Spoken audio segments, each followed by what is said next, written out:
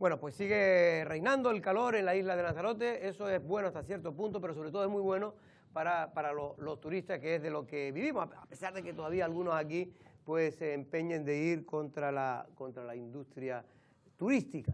¿De qué viviríamos si esto fallara? Don Miguel Ángel de León, buenas tardes. Buenas, caballero. ¿Cómo está usted? ¿Bien? Muy bien. ¿Disfrutando del día? Sí, sí. ¿Ha tenido oportunidad de caminar por la avenida del colesterol? Acabo de hacerlo ahora, sí, la ruta. ¿La ruta del colesterol? No, la que viene de todo el reducto. En cambio, la que no le hace falta caminar mucho es a Ulloa Ibarra. Buenas tardes, Ulloa, ¿cómo estás? Hola, ¿Bien? ¿qué tal? Bien, sí, mejor que ayer. Mejor que ayer, porque Ulloa ayer la verdad que estaba de baja médica. Buenas tardes, don Carlos Insa, ¿cómo está usted? ¿Bien? Muy bien, muy buenas tardes. Bueno, pues muchos temas. Por empezar por una cosa de ayer, a última hora, Ulloa, pues se inauguraban las nuevas instalaciones, pero sobre todo se celebraban los 50 años de Juan Toledo Renault, que como sabe Juan Toledo es un empresario de la isla de Lanzarote, es maestro de profesión, pero combinó, en aquella época hizo de todo para poder sacar adelante pues a su familia, ¿no? Y hoy pues tiene un imperio, digamos, no un imperio en el sentido sino que tiene una gran empresa, en este caso, dedicada al automovilismo. Y inauguraban las nuevas instalaciones yendo para San Bartolomé, ¿no? En Arrecife. Y estaba pues concentrado pues gran parte de empresarios, políticos, estaba la alcaldesa, estaba también el presidente del Cabildo, que ambos hicieron una breve intervención, ¿no?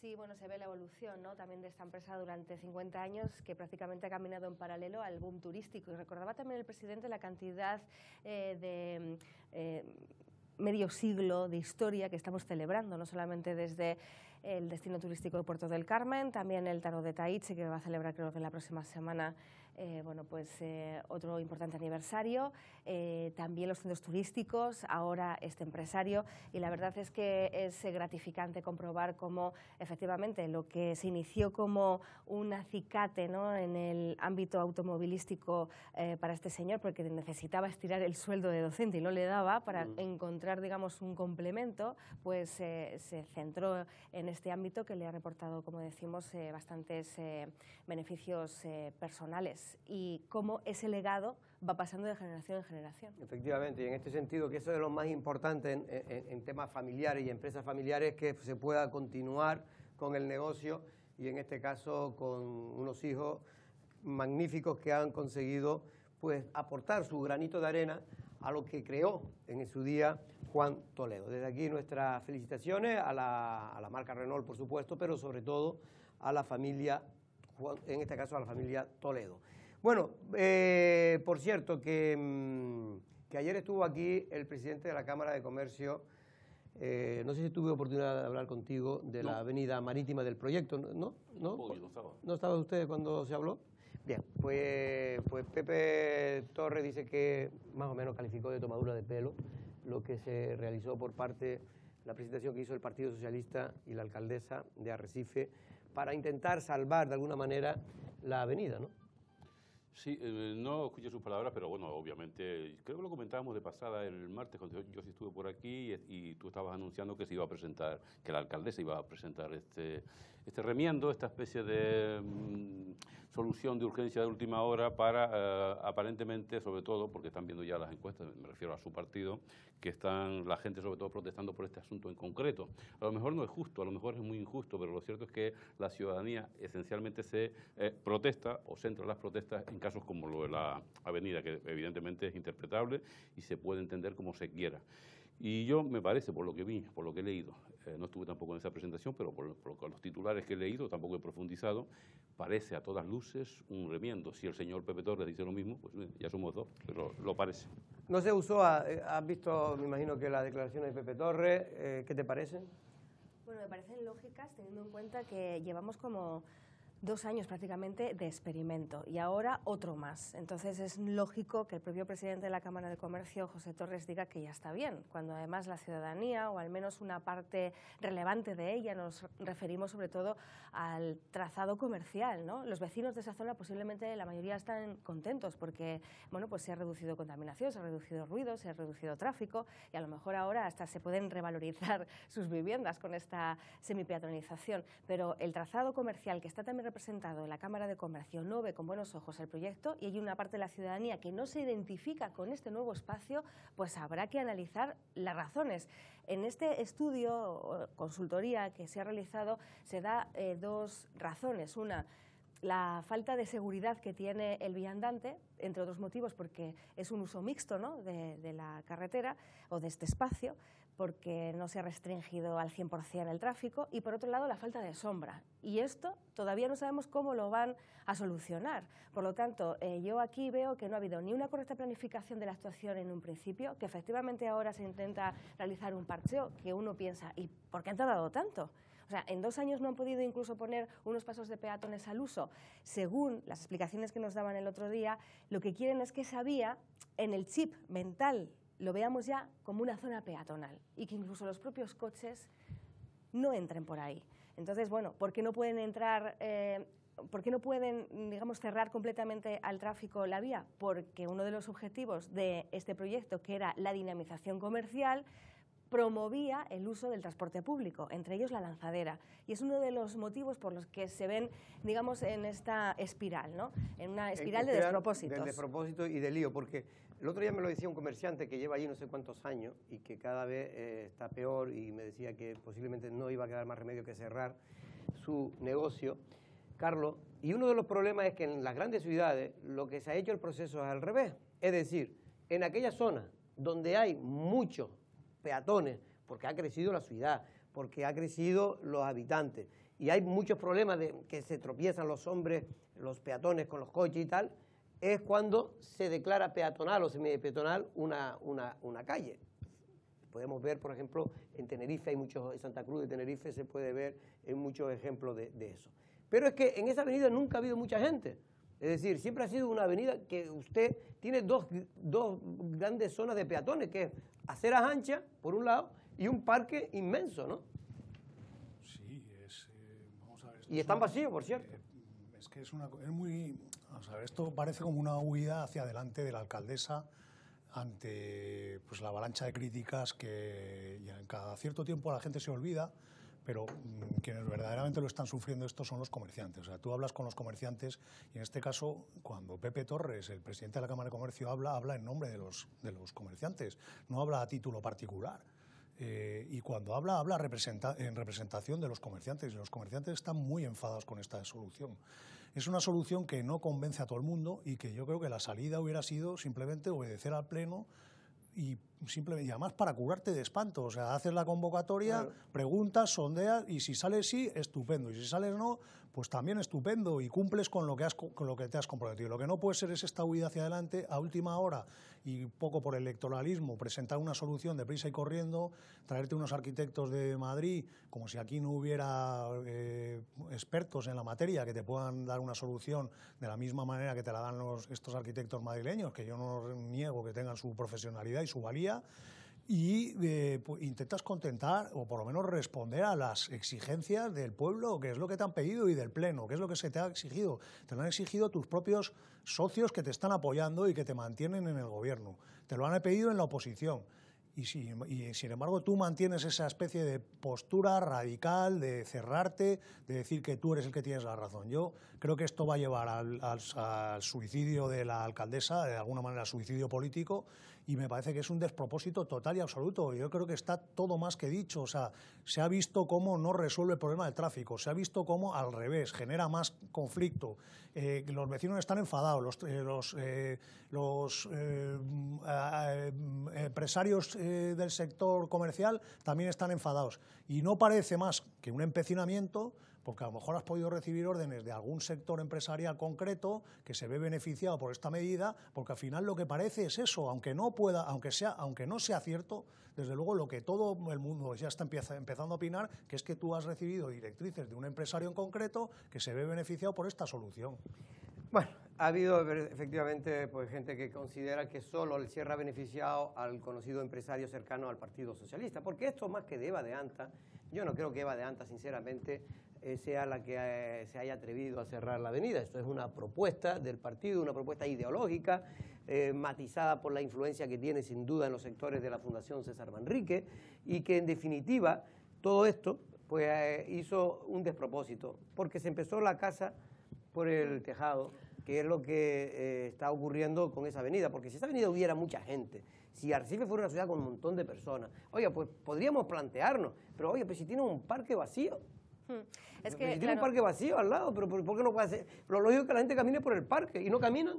Pero no camina por el parque porque faltan sombras, entonces al final es un cocedero, ¿no? Y eso hace que no sea una zona amable, una zona en la que te apetezca estar. ¿Sabe quién se cargó la sombra del parque? Pues no me acuerdo. Las garzas. Ah, ok. Bueno, pero digo que efectivamente decía ayer José Torres que hay suficiente espacio peatonal, ¿no? Más allá de la propia vía por donde transitan actualmente los vehículos, y la semipeatonización en sí o la peatonización del casco urbano no es un invento de Eva de Anta, es una tendencia en las principales urbes de todo el mundo. Hay una serie, digamos, de estructuras urbanísticas que se van contagiando. Bueno, pues ahora nos ha dado por el tema de la peatonalización, igual que en su día con el Plane nos dio por ensanchar las aceras, porque ahí es donde íbamos a colocar las terrazas, que luego nos iba a permitir tributar más, ¿no?, a muchos ayuntamientos. Pero bueno, que todo esto puede tener un sentido a lo mejor en el casco urbano de Madrid, porque evita la contaminación, oxigena la atmósfera, lo que quieras. Pero aquí en Arrecife, y en el casco antiguo de Arrecife también. Es otro. En el casco antiguo de Arrecife también, porque parece que estamos en contra de la peatonalización. Yo fui el que defendí contra viento y marea en aquel entonces la avenida, la calle Real, pero es que había muchas salidas y era, de alguna manera, era humanizar más lo que es el centro de la ciudad. Pero la única arteria que precisamente puede evitar que los coches penetren dentro del centro es esa. Si usted abre esa avenida para todo el mundo, la gente no tendría que estar circulando por el medio de... La falta de alternativa, Jorge, que lo hemos dicho aquí 1000 veces, y el martes lo decía, ahí se me ha ido el nombre, del PIL. Manolo Cabrera, perdón, que es también, que no, pues... no, pero él está a favor de abrirla, ¿eh? Sí, pero decía que el asunto principal, que no hay que ser un genio para ver algo, no hay que ser un genio demoscópico para entender que la mayor parte de la gente se queja del cierre de la avenida, el cierre parcial, como lo quieras llamar, esencialmente porque no hay alternativas para el tráfico. Simplemente, si las hubiese, seguramente las quejas serían menores. Este es el asunto. Eso es el asunto. Y el asunto vectoral de... Efectivamente. Bueno, por cierto, que el gobierno de Pedro Sánchez, pues, Carlos, parece que sale de una y entra en otra. En este caso han surgido dos graves acusaciones, una con la ministra Casado, la ministra de Justicia, por los famosos audios del excomisario Villarejo, donde la verdad que ella no queda nada bien, y sobre todo por el cargo que ostenta actualmente y el que ostentaba en su día en esas conversaciones, que era la de fiscal jefe de la Audiencia Nacional de Madrid. Pues muy grave, la verdad. Si lo que dicen las grabaciones efectivamente es así, la situación de la ministra es ya insostenible. Desde luego lo que no puede ser, y en ninguna cabeza cabe, que una fiscal le comunique, en este caso el sargente, el excomisario Villarejo, que ha creado pues digamos una agencia de modelo. Una casa de citas, una casa de citas para utilizarla para obtener información de políticos, empresarios, etcétera, etcétera. Y esta señora que es fiscal, no nos olvidemos, porque si es una señora que va por la calle, pues no pasa nada, ¿no? En ese momento era fiscal. Pero es que era fiscal, pues tiene la obligación de ponerlo en conocimiento pues, de los tribunales y que se abra una investigación. Pero no, lejos de eso, pues lo que dice es que le parece muy bien y que va a ser un éxito. En fin, yo, desde luego, para una persona que está en el gobierno, a mí me da poca credibilidad, sobre todo después de haber defendido en 4 ocasiones diferentes distintas versiones diciendo que no tenía ninguna relación con el señor Villarejo y bueno, pues todo apunta a que la relación era bastante fluida. Y bueno, pues desde luego es una palada más dentro de los escándalos que se están viendo dentro del gobierno. Y bueno, pues desde luego a esto hay que ponerle coto, ¿no? Ahora pasaremos al tema de que querías comentar, pero me gustaría saber qué opinión tienes tú, Usoa, sobre todo esto que está ocurriendo en torno a Villarejo y la ministra de Justicia. A mí me parece bastante preocupante que un canalla como el señor Villarejo, que además es un chantajista, pues se haya estado codeando con esta señora y también con un ex juez, ¿no? Como el señor Garzón, porque parece que aquí nos olvidamos digamos, de la relación especial, estrecha que tenían este trío. Bueno, con respecto a Delgado, es que no entiendo cómo ella misma no dimite, cómo no presenta, digamos, su dimisión, ¿no? Porque ella se escandaliza del machismo, además está en un partido político que lo legisla, pero luego lo alimenta en el ámbito privado, cuando viene a decir a lo mejor que ella prefiere bueno, que un tribunal esté constituido por hombres porque de las mujeres no se fía, o incluso cuando, como decía Carlos, le dice al señor Villarejo que todo un éxito haber pensado en una red de prostitutas para espiar y chantajear a los políticos. ¿Esto qué es? Es que esta señora no hace falta que la empujen a dejar su cargo, tendría que abandonarlo ella misma por vergüenza ajena, pero bueno. Así está el país. Pero yo ahí... Una ministra de Justicia. Sí, pero vamos a ver, esta conversación hay que ponerla en el contexto. Fue en el año 2009. Bien, pero era fiscal. Era fiscal. Tenía un cargo. Pero era en una conversación privada. No, tiene relevancia social cuando uno empieza a conocer cómo hablan estas personas que en su día nos juzgaron y que hoy nos legislan. Así que sí que tiene una relevancia social. Estas personas tienen, entre otras cosas, el arrastre electoral que tienen por mantener discursos como el buenismo, como la defensa evidentemente más que justificada contra el machismo, la denuncia en este caso contra el machismo. Todas estas personas que hacen la política de la pose, porque están todo el día haciéndose fotos, no hay que salir de Lanzarote para recordarlo de las fotos constantes con denuncias similares a abusos sexuales y tal. Si luego resulta que sus principales dirigentes o dirigentas, como dirían ellos, mantienen en la intimidad, da igual que lo haya grabado el diablo, da lo mismo. Y el diablo, por cierto, está entre rejas, hay que recordarlo. Está cumpliendo el castigo por haber cometido su fechoría. Pero si se demuestra que las conversaciones son reales, y se está demostrando que son reales y no se atreven a desmentirlo, oye, es de una gravedad absoluta, porque el que mantiene un discurso de cara a la galería con la que obtiene votos, con la que obtiene ministerios, con la que obtiene un gobierno, esa misma gente mantiene luego en la realidad, porque ahí es cuando ella es verdaderamente su discurso, cuando cree que nadie la está, nadie me refiero fuera del grupo, por cierto, el grupo donde también está el señor, el santificado Garzón y compañía, Es un discurso muy llamativo, porque sobre todo desnuda la hipocresía de un gobierno, digo por centralizarlo en la figura de Pedro Sánchez, un gobierno que en esencia está ahí, entre otras cosas, porque ha sacado rédito electoral, que me parece muy bien por otro lado, a denuncias como esto, lo del machismo y similares. Pero la gravedad no es esa, o sea, evidentemente esta señora lo que está evidenciando con lo que tú dices del machismo y todo es una hipocresía, claro. Pero la gravedad para mí es que siendo fiscal, además, y teniendo conocimiento de un agente de la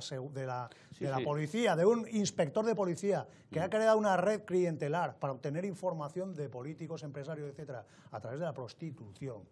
Que esta señora lo aplauda verbalmente, pero luego además no sea capaz de poner la correspondiente denuncia o de abrir una diligencia de investigación, puesto que en el ejercicio de su cargo, además, siendo fiscal, no lo haya hecho. Para mí la gravedad está ahí, no en lo que ha dicho o ha dejado de decir. ¿En el compadreo?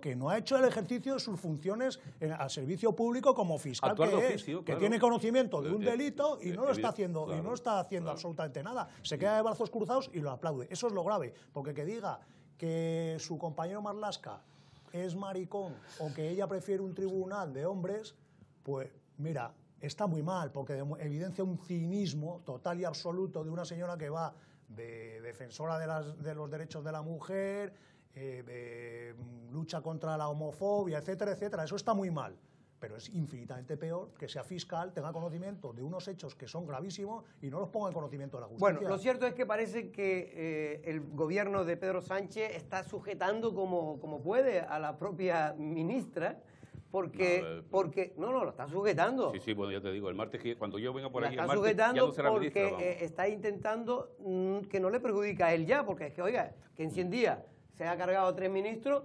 y todos por... Se puede respaldarlos, ¿eh? Y Primero todos lo por respalda. cuestiones, porque primero fue Maxi Huerta, que fue por el tema famoso de que no Por eso declaraba... tú el otro día hablabas del tsunami del PSOE en las elecciones y a lo mejor el tsunami lo que se les vuelve es en contra, porque como continúen en esta línea... Lo que hablamos en las encuestas. Como continúen en esta línea, el PSOE se cae a pedazos. Pero es que no solo está ahora el caso en la mesa de la señora ministra de Sanidad con los audios del Villarejo, Ulloa, es que ahora nos hemos enterado que el todo señor Pedro Duque, el astronauta más laureado en este caso por los españoles, pues resulta que ahora está en el candelero de la actualidad porque se ha descubierto, en este caso fue OK Diario del señor Inda, ha descubierto que, en fin, que utilizó unas sociedades patrimoniales para, en este caso, eludir, o más que eludir, no tiene que pagar tantos impuestos,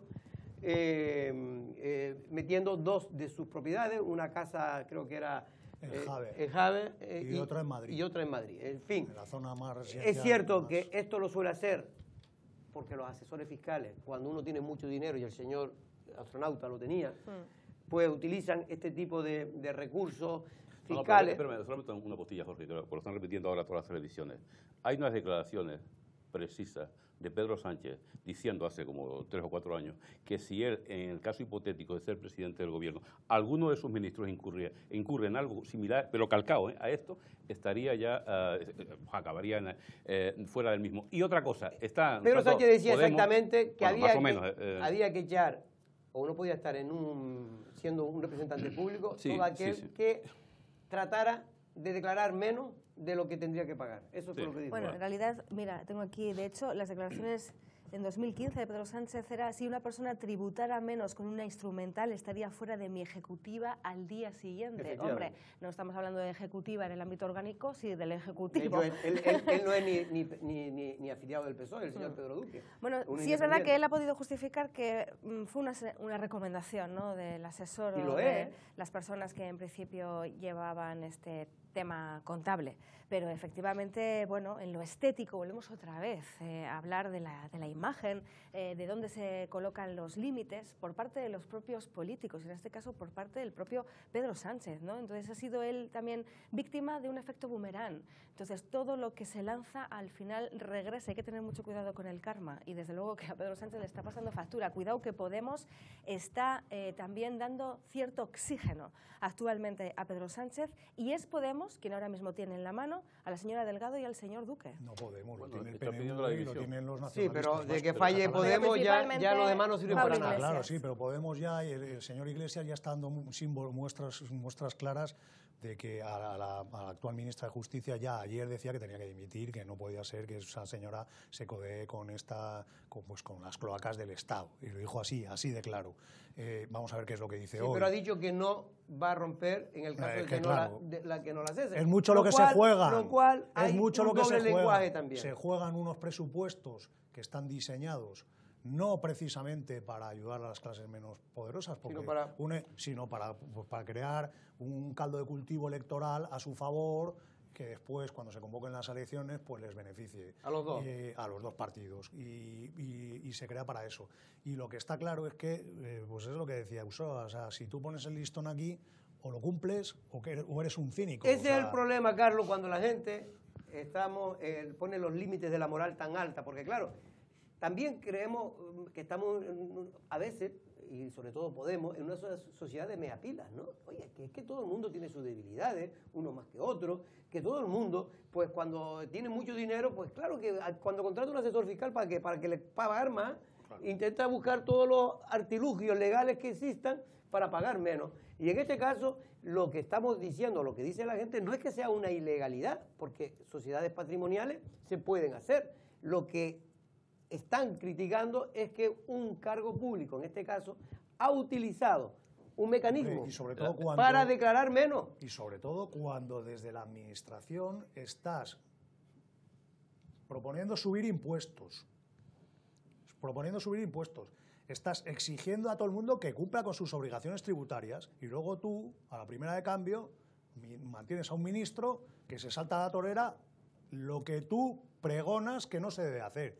es que es insostenible, es que no hay manera, no hay por dónde cogerlo. No, y que luego a los ahorradores a través de los planes de pensiones les estás anunciando que les vas Claro. a cortar las bonificaciones. No, y que vas a poner impuestos que son los a que tributan, ¿no? Que queda Y son los que claro pagan, cuál claro. es tu contribución y por lo tanto cuál es la reducción que te tienen que hacer, pero luego a los que generan sociedades que solamente las pueden generar los privilegiados Claro, que los que tienen tienen mucho dinero. ese montante económico, pues coges y miras hacia otro lado. No puede ser esto. Entonces, Bueno, va a tener complicado Pura Pedro lógica. Sánchez, Pedro Duque, que en cualquier caso dirá, ¿dónde me he metido yo con lo bien que vivía antes de estar?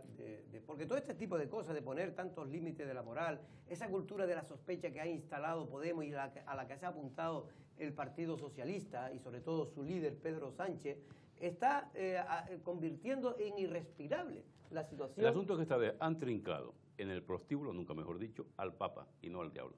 Si trincas en el prostíbulo al Papa, que es el que se dedica generalmente a hacer los discursos y a predicar el catecismo contrario, pues es mucho más llamativo que si trincas al diablo, por ejemplo. Simplemente. Y ha ocurrido eso.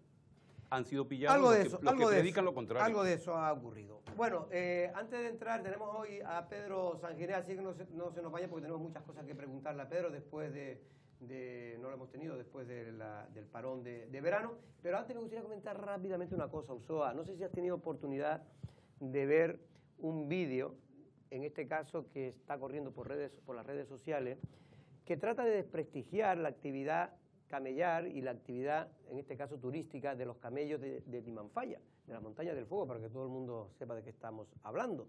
En este caso, en ese vídeo, que estamos poniendo aquí parte de él, pues realmente yo no sé si es que hay cierto desconocimiento, cierta ignorancia, o es un debate intelectual ya perdido, ¿no? Porque cuestiona de que esa actividad pues está ocasionándole estrés, cansancio, y que los pobres camellos están muy tristes. Yo nunca he visto un camello alegre, pero a lo mejor yo tenía entendido que los únicos que sonreímos somos los humanos, pero a lo mejor, oiga, también los camellos.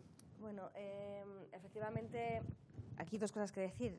Un poco el principio de la dignidad humana está en la defensa de los animales, lógicamente, pero cuidado con esto, porque ahora mismo ese movimiento animalista se ha convertido también, pues en lo que estábamos diciendo antes, en un movimiento estético, de postureo, radical, en una moda. Entonces, tampoco yo creo que sea necesario sacar los pies del tiesto. Y efectivamente lo que nos ha preocupado en este caso es conocer las condiciones en las que trabajan estos animales.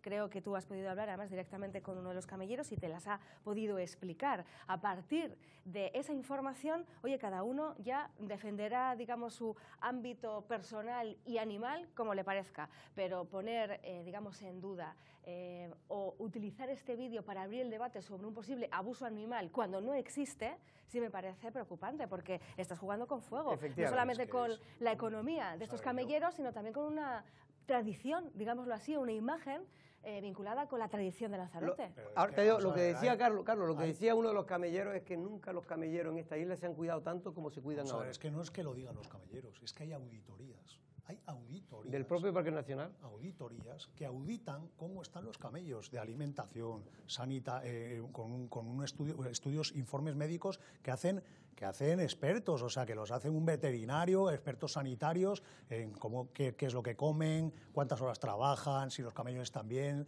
cómo duermen, etcétera, etcétera. Y todas las auditorías, todas las que se han hecho hasta ahora, y eso está allí escrito, o sea, no me lo estoy inventando yo, demuestran que los camellos están en unas condiciones extraordinarias, o sea, con un notable alto casi sobresaliente, o sea, que nunca han estado como están ahora los camellos. Por lo tanto, me parece ofensivo que estos señores, de una forma gratuita, simplemente por hacer daño, digan esto, porque si tú efectivamente tienes indicios o pruebas de que los camellos están mal, tienes la obligación de denunciarlo y de que se corrijan y que se investigue y se pongan multas o sanciones a quien corresponda, pero lo que no puedes es inventarte las cosas. O sea, es que estos señores pagan unos impuestos, contribuyen a crear riqueza, dan puestos de trabajo y encima tienen a los camellos como nunca se les ha tenido. Efectivamente. Mira, solo unos datos, porque estamos esperando ya para entrar con Pedro Sanginés, pero solo unos datos que aportan los camelleros. Hay 298 camellos adscritos al Parque Nacional de Timanfaya que pueden realizar, por lo tanto, esa actividad. De esos 300 camellos, 150, 140 son los que trabajan diariamente, el resto cuando no están descansando. Trabajan un máximo de 3-4 días a la semana. Los camelleros, que son los que están cuidando a los camellos, esos sí trabajan todo el día, no voy a decir los 7 días, pero vamos, lo que la legislación permite laboral, y trabajan sus 8 horas como mínimo. Quiero decir con todo ello que se podrá, oiga, si no queremos, vamos a ver, los camellos, en Lanzarote la cultura del camello siempre fue el que ha hecho todo el paisaje de la jeria, de la mayor parte de los... La hicieron con camellos. Con camellos, eran animales de tiro, también para el cultivo, en este caso para la finca, y también de carga, las dos ejecutaron. Y antes sí trabajaban de sola a sola, ahora trabajan 5 horas, hacen un máximo de 3 viajes, que los viajes esos que hacen con los turistas, es un máximo de 3, pero normalmente... las auditorías, Jorge. Pero normalmente, pero estoy aportando datos porque la gente dice, oye, para creer que está haciendo 30 yo tengo viajes. algunos, yo me crié entre camellos. ¿También? De Chinijo. Pues no se nota. Me cayó uno de esos camellos encima. No íbamos subidos como van los turistas cómodamente, encaramados en ellos, sino en los hinchos, en lo que coge el rabo del camello, con perdón. Y algo sé de eso porque estábamos también, lo que tú dices, los trabajos en la jeria, no exactamente en la jeria, pero en los bordes de la jeria de Chinijo me gocé. En los sueños de la jeria. Sí, pero en los bordes me refiero al sobaco, el cabezo, toda esa zona por ahí, que también está ahora de polémica, de reciente, hay otra polémica con otra bodega por ahí. Pero sí es verdad que sí se interpreta de forma, voy a decir, profana los movimientos, los quejidos del camello, puede parecer lo que no es, no digo más. Con respecto, por ejemplo, al vídeo. En cualquier caso, el vídeo se ve y da un poquito de pena porque no tienen nada que decir y entonces están buscando a ver qué pueden decir, como aquella falsa polémica cuando transportaron camello para Tenerife y para los Reyes Magos, que dicen, no, es que los transportaban hacinados, no, sí, sentados, con amarrados las piernas. Tienen que ir amarrados necesariamente. Los radicalismos son malos y ese radicalismo animalista es que es pernicioso. En fin, dentro de poco ya verán, porque esto después también va en contra del turismo, lo que quieren es acabar con esa actividad y verán ya que dentro de poco también habrán algunos animalistas que se meterán con los cangrejos ciegos, que los pobres también producen estrés cuando vean a los turistas pasar, y eso que están ciegos. Vamos con Pedro Sanginés. Primero me está diciendo que tenemos que ir a Camario, porque hoy es jueves y los jueves toca pizza. 2 por 3, así que hoy ya lo sabe, vayan a Camario, 3 por 2, que siempre me equivoco. Camario me va a quitar la publicidad. Compre 2 y se lleva 3. Camario te ofrece churros todos los días. Abren desde las 7 de la mañana hasta la 1 de la madrugada. Churrería, pizzería y hamburguesería. Los jueves en Valterra toca pizza 3 por 2. Para hacer los pedidos, Jorge, hay que llamar al 928 80 47 06.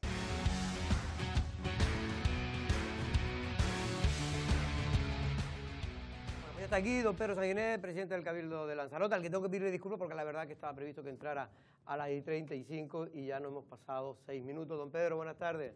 Hola, buenas tardes. Ya me tiene usted acostumbrado, don Jorge, ¿no? Don Pedro, lo que pasa es que han pasado 11 minutos. Es que la actualidad es que el gobierno del señor Pedro Sánchez está haciendo agua por muchos sitios. Sí. Vamos Y que los camellos van muy apretados en el barco. Efectivamente. Vamos con temas de actualidad, en este caso relacionados con el Cabildo. A mí me gustaría, porque el otro día leía una noticia donde el Ayuntamiento de San Bartolomé, a petición del Cabildo, finalmente aceptaba el plazo que ustedes le pedían, incluso lo aumentó para pagar los creo que ya va por 1.100.000 y pico euros de canon por el establecimiento del parque eólico que tienen ustedes previsto realizar en sus terrenos municipales.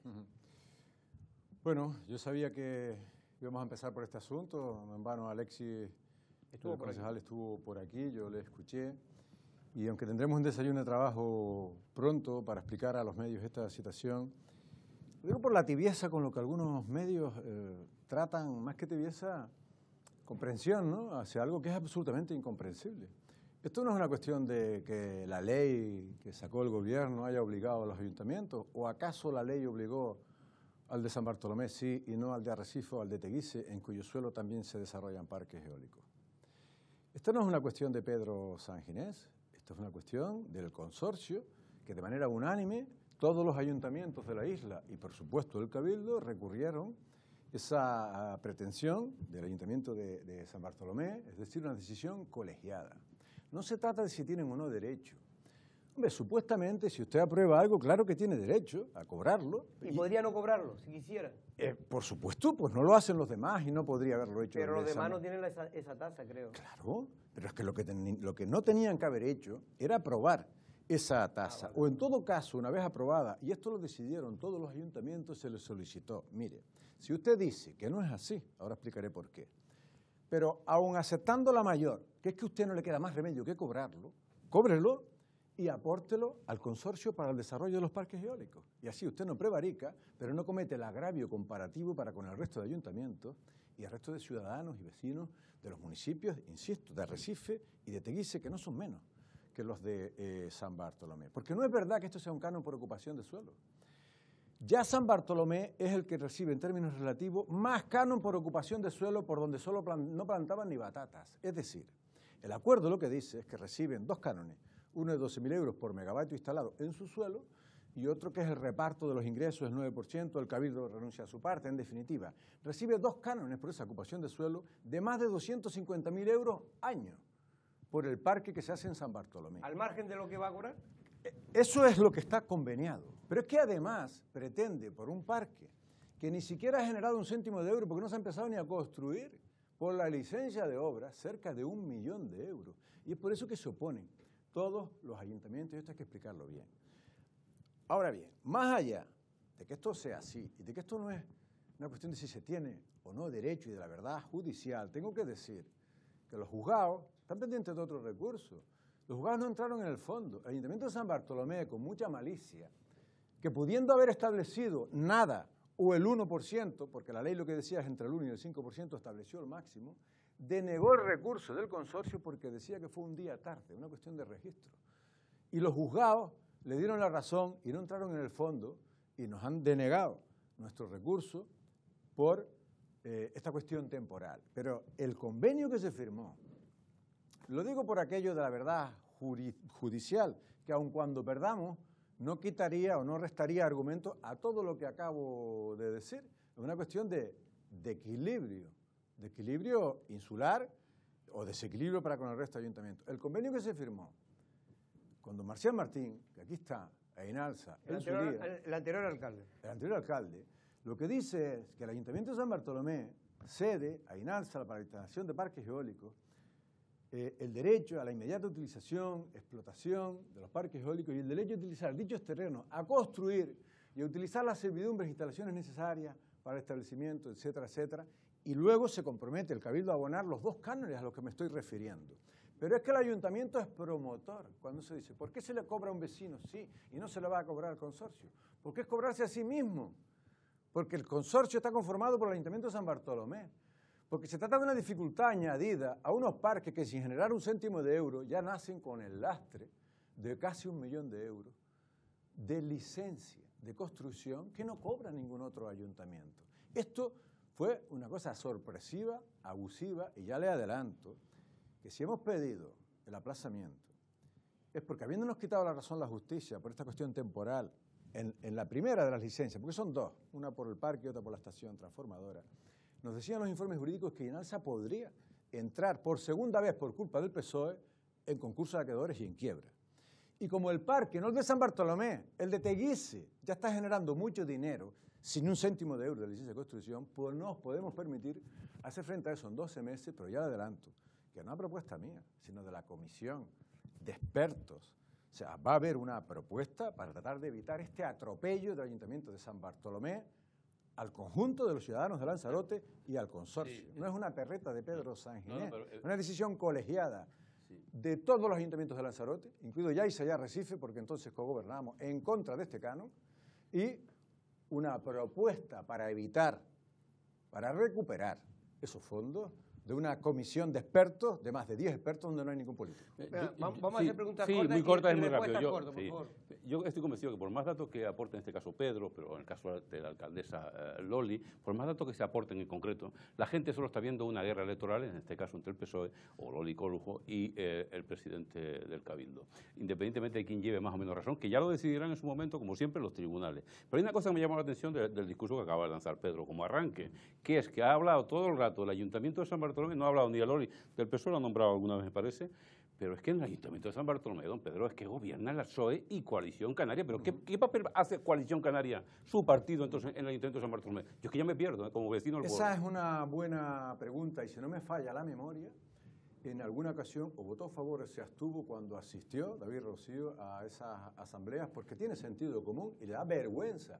Lo extraordinario de todo esto es que el Ayuntamiento de San Bartolomé, ni la alcaldesa, que es la representante primigenia, ¿no?, ha asistido nunca a las reuniones de las asambleas del consorcio para debatir este asunto, porque es incapaz de sostener ante el consorcio y ante el resto de alcaldes el discurso que sí mantiene ante los medios de comunicación precisamente por esa confrontación. Yo la escuchaba recientemente, ahora que va a ser, supongo que me lo van a preguntar. Bueno, pregunta, no se me adelante, don Pedro. No, lo digo porque a mí me han contado, yo no sé si es cierto, pero todo apunta a que sí, que se dieron instrucciones con este asunto y otros de beligerar contra el Cabildo en todo aquello que fuese menester, ya sea en los tribunales, ya sea, insisto, en cualquier asunto. ¿Por qué? Porque sobre mí pesa un San Benito, a lo mejor ganado a pulso, pero es que él ha escuchado decir recientemente que quiere ser candidata al Cabildo. Ahora sí la voy a nombrar para terminar con la persecución a pequeños empresarios, para terminar con la crispación, para empezar, y con la persecución a empresarios, a colectivos, a asociaciones y administraciones locales y ayuntamientos.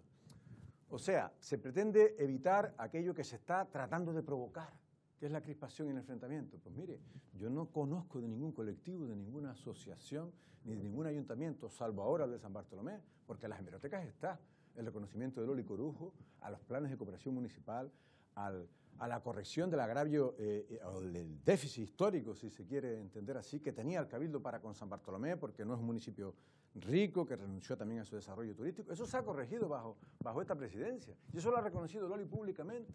Claro, cuando cogobernábamos. Ahora resulta que no, que les perseguimos, ¿no? Y además esta problemática es una decisión colegiada de los otros 6 ayuntamientos, no tiene nada que ver con Pedro San Ginés. Es verdad que con algún funcionario sí se habrá sentido perseguido, aquel por el que no entraron, desde que después se olvidaron.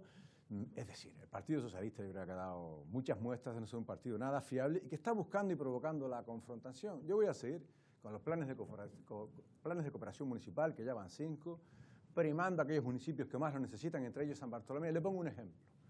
El proyecto con fondos europeos de desarrollo urbano sostenible, que promueve el Cabildo. ¿Sabe usted dónde tiene la mayor inversión? Pues en un parque urbano en Playa Honda con 2,6 millones de euros. Es el ayuntamiento más beneficiado de este proyecto de la institución. Es que no es cierto.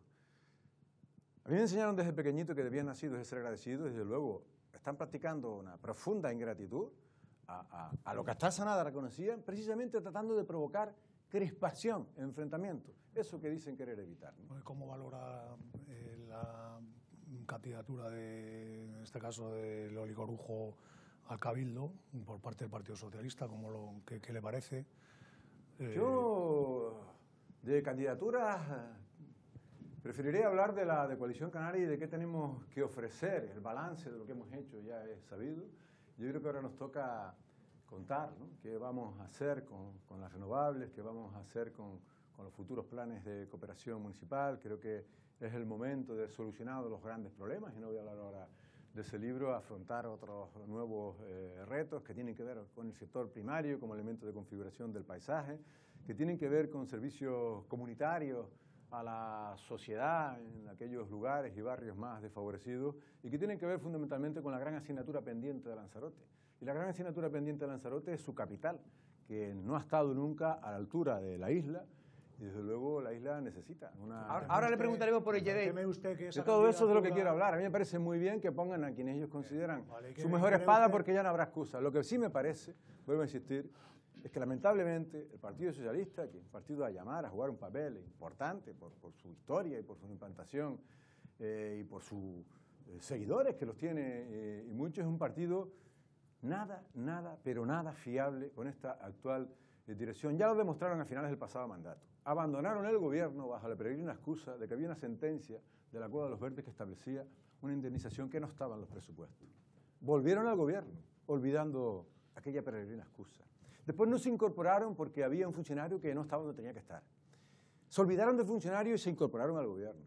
Se marcharon despidiéndose por WhatsApp 5 minutos antes de una rueda de prensa sin haber esgrimido ni en la mesa del pacto, ni en el Consejo de Gobierno, y eso lo puede corroborar los consejeros del Cabildo del Partido Socialista, ni una sola de las razones que esgrimieron en aquella rueda de prensa. Por lo tanto, Me parece que, desgraciadamente, el Partido Socialista y su actual secretario general es hoy por hoy el partido menos fiable para regir los destinos, ni de esta isla ni de una capital. Pero Pedro, en relación a lo que decía Carlos Insa, ¿no cree usted que le han puesto precisamente a Dolores Corujo, o se ha puesto Dolores Corujo, porque hay un intento fallido en la anterior ocasión que ya usted está de prestado? Ellos creen que usted, ese sector que apoya a Dolores Corujo y todo el sector de la Fundación César Manrique, en fin, los que consideran que usted no satisface su deseo, se están uniendo y porque creen que en esta ocasión sí van a conseguir y un poco casi han obligado a poner a una candidata de nivel como es Dolores Corujo para intentar en torno a ella crear una candidatura alternativa que acabe con sus 9 años de presidencia. Es que pues usted lo ha dicho, a mí lo que me gustaría saber, yo he esbozado ya a algunos aspectos de lo que será el programa electoral, que se va a centrar sobre todo en aquello que presentábamos no hace mucho, que Arrecife merece más, ¿no? Porque la institución del gobierno insular se debe volcar con esa gran asignatura pendiente, como antes le decía, y podía enumerarle hasta una docena de proyectos con fondos del gobierno, con fondos del Cabildo, que están pendientes de ejecutar y que no ha sido posible en la capital. Me gustaría saber qué nos gusta, y esperemos que hoy hablemos algunos minutos al Partido Socialista, de su plan insular, que ahora tienen que estudiar en lugar de explicarlo, porque es más suyo que esta isla tiene demasiados retos y demasiados desafíos para que el único proyecto de isla que tenga la oposición sea terminar con la presidencia de Pedro Sánchez. Es que lo que vivimos hace ya unos meses fue realmente esperpéntico. Solo se hablaba de quién vetaba a quién y de quién iba a ser el presidente, pero no se habló en ningún momento de qué ofrecían a la sociedad insular, ni ahora tampoco, que van a acabar con la crispación porque persigo a colectivos. De acuerdo, acabe usted con Pedro Sánchez, pero cuéntale a los ciudadanos qué quiere hacer. ¿Sabe usted por qué no lo cuenta? Porque no tiene proyecto. El único proyecto de isla que tiene es pactar con el diablo, si es necesario, por muy antagónicas que puedan ser fuerzas como Podemos y Ciudadanos en el Estado español. Aquí se iban a entender sin ningún tipo de problema, con Somos, con el Partido Socialista, con el PIL, si era necesario, y hasta con el Partido Popular. Querían, ¿y cuál era el objetivo? ¿Lanzarote? ¿El plan insular? ¿Algún proyecto concreto? No, el objetivo era acabar con Pedro Sánchez, y es así. Y el plan insular, por cierto... Y a lo mejor lo consiguen. Yo de paso, pues lo aceptaremos deportivamente y nos iremos a casa. Hombre, lo va a tener usted muy complicado, ¿eh? Usted lo va a tener muy complicado. Nunca lo he tenido... Reconócalo. Yo sé que Coalición Canaria nunca lo ha tenido fácil, pero yo he tenido la suerte y el honor, insisto, y el orgullo de dejar atrás gran parte de los retos y desafíos que tenía esta isla, llámese agua, llámese centro turístico, llámese renovables y no de boquilla, que la hemos triplicado por 3 la potencia instalada y está en ciernes multiplicarla por 5 o por 6. El Partido Socialista ha tenido mucho discurso, insisto, de boquilla, pero en la praxis más bien poco. O esos planes se ha hablado poco, pero los planes de cooperación municipal, inéditos en esta isla, hasta 5, con cientos de millones de euros y más de 400 proyectos, con mucho retraso, lo que ustedes quieran, ha posibilitado que esta isla, en 5 años de profunda crisis, que produjo una catarsis en el empleo, que llegamos a tener el paro más alto de Europa, después de tener el paro más bajo de Canarias, hoy volvemos a liderar los datos de empleo en Canarias, y en gran medida fue gracias, no digo que exclusivamente a esto, por supuesto, la coyuntura, la mejora de economía generalizada, pero todo eso se ha hecho en momentos de crisis y con mi formación política al frente de esa formación. Si quieren acabar con esto, que nos ofrezcan alternativas, pero aquí lo importante no es Pedro Sánchez.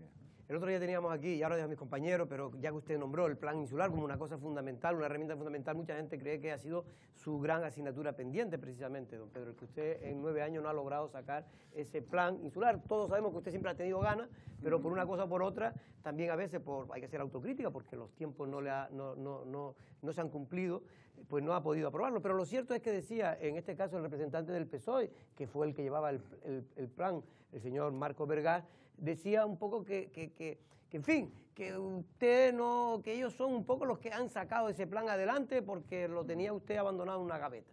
Pero lo que me interesa saber, ¿usted por qué no lleva ese plan, don Pedro? Bueno, sin duda, si Arrecife es una de las asignaturas pendientes y dentro de las asignaturas pendientes de Arrecife está su propio plan general, sí, lo que está impidiendo también que se materialicen muchas cosas. Y no me voy a extender ahora en esto, otra de las que tiene el gobierno insular, además de Arrecife, es su plan insular, y yo he dicho muchas veces que soy el máximo responsable, pero desde luego no el máximo culpable. Y a la vista está como el Partido Socialista, cuando está en el gobierno, impulsa ese planeamiento. Es verdad que hubo problemas con la contratación, y yo ese trabajo se lo reconozco porque lo hizo bien a don Marcos Vergás, como creo que hizo bien el trabajo, hasta que lo dejaron sobre la mesa y ahora les correspondería explicarlo en lugar de estudiarlo. Este viernes hay un consejo de la Reserva de la Biosfera en la que se va a llevar, se va a exponer una vez más, por enésima vez, el plan insular y con los acuerdos que procedan, aunque el Consejo de la Reserva no es vinculante. Se está cuestionando ahora, fundamentalmente por parte del ciudadano, que el plan se tiene que adaptar como principal escollo. Siempre ha dicho el representante de Ciudadanos que ellos van a respaldar el plan, pero necesitaban ahora buscar una excusa para no dar lo que ellos entienden la gloria a este gobierno, a esta presidencia, de dar un paso más, porque el avance se aprobó bajo esta presidencia, el que nos dejó doña Manuela de Armas. Ahora se dan circunstancias muy similares. Ahora don Marcos Vergás, que sabe positivamente que fue él, y así quedará de manifiesto en esa asamblea, quien dio instrucciones de que, tal cual dice la ley, y le voy a leer un párrafo porque sabía que este asunto iba a salir, no es necesaria la adaptación antes de la aprobación inicial, que tiene sus dudas, pero las instrucciones las dio él. Y eso lo sabe el equipo redactor, lo sé yo y lo saben las personas que estuvieron en las distintas reuniones. Yo creo, siempre he tenido dudas de si no sería más conveniente contar con el respaldo del partido mayoritario de la oposición, que es el Partido Socialista, y el que ha tenido más protagonismo en este plan, en el comienzo y en el final, porque corremos el riesgo de que lo reviente como se han reventado tantos planes en esta isla, solo por no esperar unos meses. Pero por otra parte también es verdad que duele como lo que es una prioridad cuando se está en el gobierno pasa a ser una estrategia de dilación cuando se está en la oposición, y de esto el Partido Socialista nos ha dado muchas muestras. Mucho ondear la banderola del territorio y del planeamiento, pero poca responsabilidad cuando se está en la oposición. Y dice la ley, con esto termino, en su disposición sexta, de manera rotunda y clara, los instrumentos de ordenación en elaboración podrán continuar su tramitación conforme a la normativa anterior a la entrada en vigor de la presente ley. Yo no sé si el borrador, dije bien, borrador del reglamento que desarrolla esta ley, que yo sepa los reglamentos no pueden ir en contra de las propias leyes, solo las pueden desarrollar. Y este es un documento en tramitación, por lo tanto no se tiene que adaptar antes de su aprobación inicial. Y aun cuando así fuera, habríamos avanzado en el fondo y en el contenido, y habríamos avanzado los informes del resto de administraciones, que ya han llegado algunos, para dar un paso adelante. Pero se están buscando toda clase de excusas. Es lo que yo quería decir, que parece más excusas técnicas para no tener que aprobar. No, el plan de la marmota. No, cambia. Solamente quería decir una cosa porque es un hecho. Es decir, Coalición Canaria lleva presumiendo, jactándose, o alguno de sus dirigentes, de manejar una encuesta que es más famosa que la del señor Tenazo. Es la famosa encuesta que nunca se ha publicado y de la que más se ha publicado, a pesar de que no se ha hecho. De la que más que se ha hablado. El alcalde de Teguise, su correligionario Osvaldo Betancourt, decía aquí que él no lo había visto, aunque conocía más o menos algunos datos. Yo supongo que el presidente del Cabildo, y con la ascendencia que tiene además en el partido, sí estará al tanto más o menos, grosso modo, ¿no?, de los datos de esa dichosa encuesta de la que se habla en todo el rato, en todas las esquinas, pero que nadie ha visto publicada. ¿Usted tiene algún dato? ¿Pero cuál es la pregunta? Que nos dé los datos que tiene la encuesta eso no famosa, creo que lo nos diga algo. Bueno, usted ha profundizado en su pregunta inicial, que es que suponía que yo la conocería.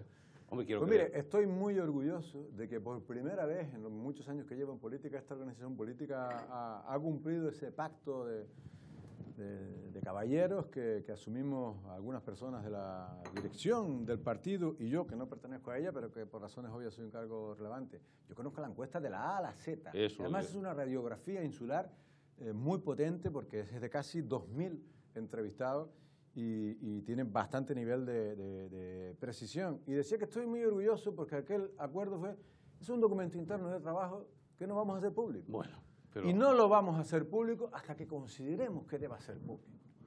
Y eso se podrá entender. Pero hay gente que no, está diciendo, doctor, que no lo podrá, hacen público porque no salió muy mal. No queda bien en la La foto. Coalición Canaria salió muy mal. Lo único que sí voy a revelar sobre esa encuesta, es que eso es rotundamente falso, pero pobrecito mi patrón piensa que el pobre soy yo. Yo estoy encantado cuando oigo a periodistas y a comentarios de medios de comunicación decir eso, porque si eso produce estado de relajación en el adversario, como usted comprenderá, bienvenido sea. En absoluto, Coalición Canaria era es y va a seguir siendo la primera fuerza política en la isla de Lanzarote y allá donde ¿Pero lo ya dice la es. encuesta?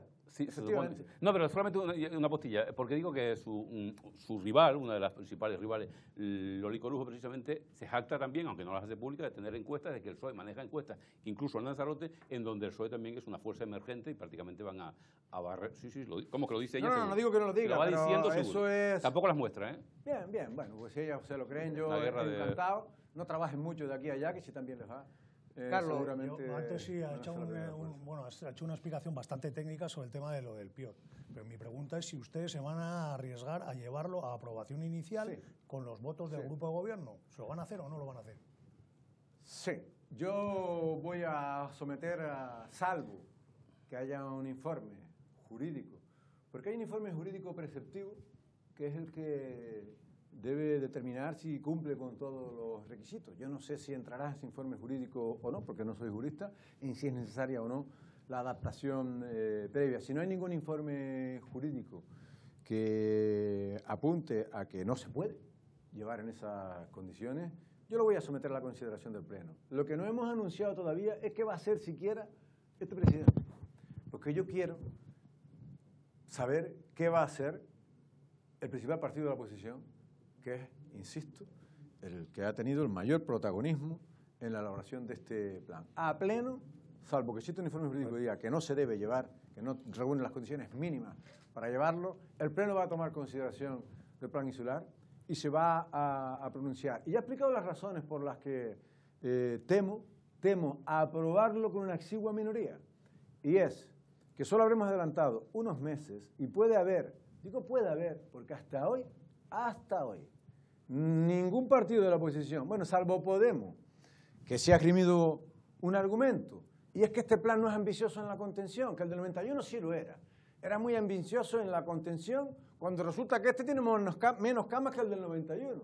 Así de grotesco es, pero claro, algo tenían que decir. No, es que el del 91 era más ambicioso, que contenía, pues que contenía el del 91 y se permitía más camas que este. Y este recorta camas, que no recorta suficiente. Pero desde luego más ambicioso desde ese punto de vista que el del 91. Del resto de partidos, ni PSOE, ni Ciudadanos, ni Somos, bueno, Somos sí, creo que decía algo en estos días, ningún argumento sobre el fondo de la cuestión. Y yo quiero que se debata de esto, de qué gusta, de qué no gusta. ¿Cuándo lo llevarán a pleno? Pues cuando tengamos los informes, calculo que en un pleno extraordinario del mes de octubre. Ya nos queda muy poco tiempo, don Pedro, ya tendremos tiempo para hacer una tertulia con mucho mayor enjundia, incluso como nos gusta hacerlo cuando está usted, una tertulia especial para poder hablar de muchos más temas, porque hoy casi lo hemos cogido al lazo, pero sí me gustaría conocer su opinión de qué le parece que el partido finalmente haya decidido nombrar a un compañero suyo, amigo, Echedey Eugenio, como candidato a la alcaldía de Arrecife. Algunos dicen que fue porque usted es su candidato, que usted fue el que lo ha impuesto. Pero ¿cómo voy a imponer yo un candidato en una votación secreta donde le votan el 99,9% de los afiliados de la organización? Es que cuando el PSOE presume de primaria, ¿qué tienen las primarias de ventaja democrática o de avance democrático sobre una organización en la que cualquier afiliado se puede presentar y el voto es secreto? Nada, paripé. Aunque me da que esto va a ser como... Usted conoce Saturno, ¿no?, que devoraba a sus propios hijos. Vamos a ver qué pasa en ese ayuntamiento de Arrecife, donde su secretaria general tiene un respaldo sin fisuras a la mejor candidata que podía haber, que es Eva de Ant. A ver qué pasa en ese partido socialista si tantas encuestas maneja.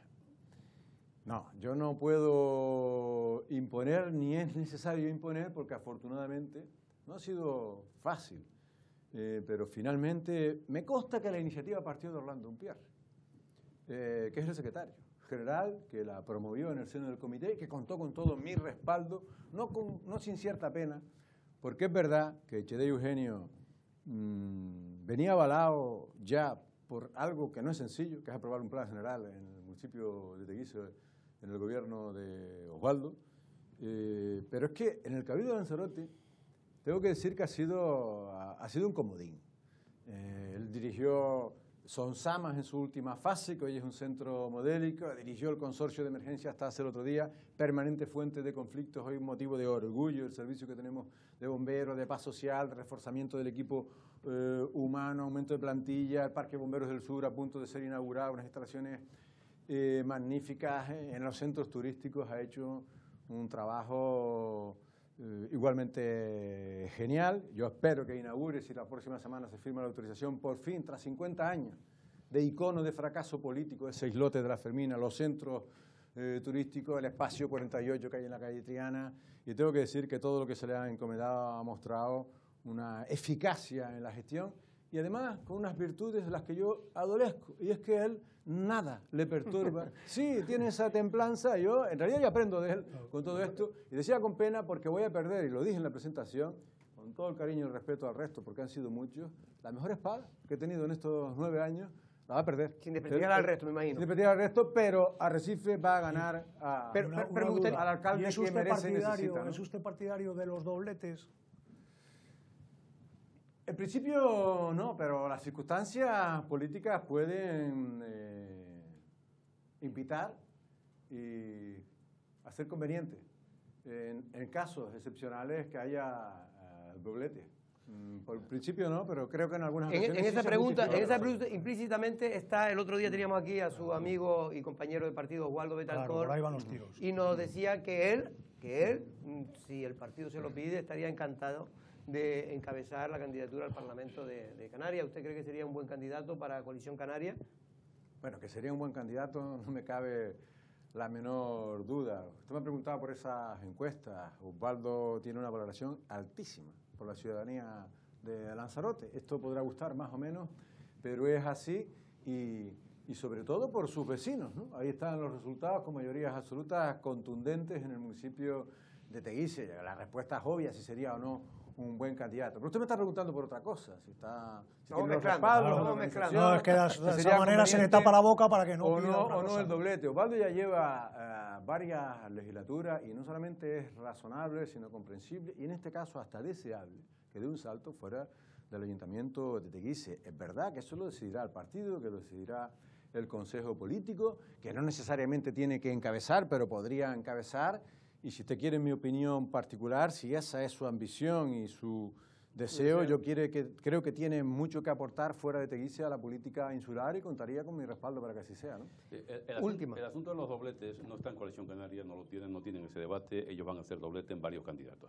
El asunto del doblete está, el gran problema que le están tirando las orejas ya desde hace unos días y además en la prensa de Tenerife también aparece, lo tiene el PSOE y sobre todo la Secretaría General del PSOE, que evidentemente también, como todos sabemos, es su intención hacer doblete, aunque dijo el periódico de No obstante, tendrán que cambiar la ley. Es que ese es el asunto, es que ellos sí tienen ese debate, porque en los estatutos tienen algún problema con eso. No, pero no el estatuto, es la ley de Cabildo. De Cabildo. Y lo que se debatió en la última, no me acuerdo cómo lo llaman ellos, aquí en Andalucía, que otro día lo diré porque ahora lo tenía aquí apuntado antes. Pero aparte de eso, quiero decir una cosa, hablando también de doblete, por lo del doble lenguaje. El pobre César Manrique, digo pobre porque le va a tocar el centenario con las elecciones y ya se lo están disputando las distintas siglas políticas, se lo están canibalizando, con perdón por el palabra. Resulta que ustedes, el Cabildo, dijo hace un tiempo que, coincidiendo con el aniversario, precisamente iban a hacer una serie de actos y tal, y la Fundación saltó al momento diciendo, cuidadito, a ver lo que van a hacer. Y sin embargo, la alcaldesa esta misma semana ya presentaba esto, esto que hizo ahora, iba a poner un nombre, lo de la avenida, y ya tiene el visto bueno y la bendición, casualmente, de la Fundación. La declaración de hijo adoptivo, que eso no es utilización política. Y yo me alegro porque creo que todo suma y el centenario de César lo merece. Hoy tenía una reunión con esta asociación que promueve un homenaje, una escultura, una iniciativa evidentemente ciudadana que luego contará con el respaldo logístico y el que sea menester de esta administración. Y yo creo que esa es la línea. El Cabildo de Lanzarote lo único que ha hecho público, porque estamos trabajando en muchas más cosas, es anunciar 3 líneas para que la ciudadanía opinase sobre cómo homenajear a la figura de César. Nos encontramos con aquella nota de prensa, pero yo no quiero echar leña al fuego, sí tengo que decir que tras varias misivas intercambiadas, que no se han hecho públicas, ni tienen por qué hacerse entre el presidente de la Fundación y quien le habla, bueno, la buena noticia es que yo me he ofrecido a asistir a la Fundación César Manrique personalmente, a explicarle cuál es nuestra propuesta, a invitarles a ser miembros de ese tribunal, que valore las propuestas ciudadanas y sobre todo, porque es lógico que la Fundación homenajee a César en su centenario, el Cabildo está obligado a hacerlo. Es que nosotros no elegimos ni la fecha de nacimiento ni la fecha electoral, y es en abril el centenario, aunque el homenaje va a ser a lo largo de todo el año 2019. Lo sorprendente, lo grave habría sido que no hiciésemos nada. Lo que no puede ser es que lo hagamos de espaldas, lo que no debe ser. Y creo que la figura de César merece que así no ocurra, porque se podían solapar actos, y creo que hay 2 o 3 actos principales en los que debemos estar ambos. Claro que la Fundación César Manrique no es un actor más en todo este... Entonces, ¿ha habido un acercamiento de usted con la Fundación? Bueno, por lo menos yo he expresado mi voluntad y el presidente la ha aceptado y me ha dicho que le ponga fecha y hora para reunirnos, y yo creo que este es el camino para al menos... hombre, lo que sí pongo como premisa es que lo que no se me puede poner como condición es lo que pretendió Loli Corujo en el Parlamento, de manera, como dijo el otro día Fernando Clavijo, muy poco elegante, y allí también se le cogió la matrícula con esto, que trató de imponer en el acuerdo, o sea, que el gobierno se ha sumado, como se va a sumar la FECAI, iniciativa de este presidente. Todas las islas van a manejar a César en el 2019, no tengan ninguna duda. Se van a sumar los 7 cabildos de Canarias, se va a sumar el gobierno de Canarias, pero se pretendió introducir en un trámite de enmienda in voce por parte de Loli Corujo que lo que quiera que se hiciese con ese dinero tendría que contar con el consenso absoluto de las fuerzas políticas de la isla de Lanzarote. Y ustedes saben, y esto es lo que pongo yo como premisa, hombre, que hay determinadas formaciones políticas en que ni en el homenaje a César ni en ninguna otra cuestión hay posibilidad alguna de llegar a consenso por parte de la presidencia del Cabildo de Lanzarote. Y poner eso como condición sería tanto como decir no se haga homenaje a alguno. Entonces, nosotros lo vamos a intentar, el consenso es deseable, es una aspiración necesaria. Ahora, ponerla como condición es tanto como negar la mayor. Por lo tanto, nosotros vamos a hacer con o sin la totalidad de las fuerzas políticas del Cabildo de Lanzarote, y ojalá que sea con la Fundación César Manrique. Esperemos que sí. Yo creo que ya es altura de mira, porque realmente no se puede estar en este... Mire, la no se puede estar politizando. No, la Fundación es evidente que está mucho más cerca de Dolores Corujo o del Partido Socialista que de Pedro Sanginés. Eso es evidente. Pero bueno, eso es legítimo también. Y es legítimo. Pero yo creo que debe tener la altura suficiente para saber distinguir los planos en los que nos estamos moviendo ahora, que ahora es la figura de César Manrique. Y evidentemente, como dice Pedro, yo creo que tiene que contar con el beneplácito y el consenso en muchas de las cosas que se van a hacer con la Fundación, pero no en una actitud de enfrentamiento, sino todo lo contrario, de colaboración. Don Pedro, lo siento, pero no tengo más tiempo. De hecho, me están criticando, pero le hemos dado 10 minutos más de lo habitual. Los 10 de tarde que me entró en Don Carlos, buenas tardes. Don Miguel Ángel, nos vemos. Es que don Pedro antes nos echó la bronca. Buenas tardes, nosotros volvemos a la misma hora. Qué mal me ha dejado.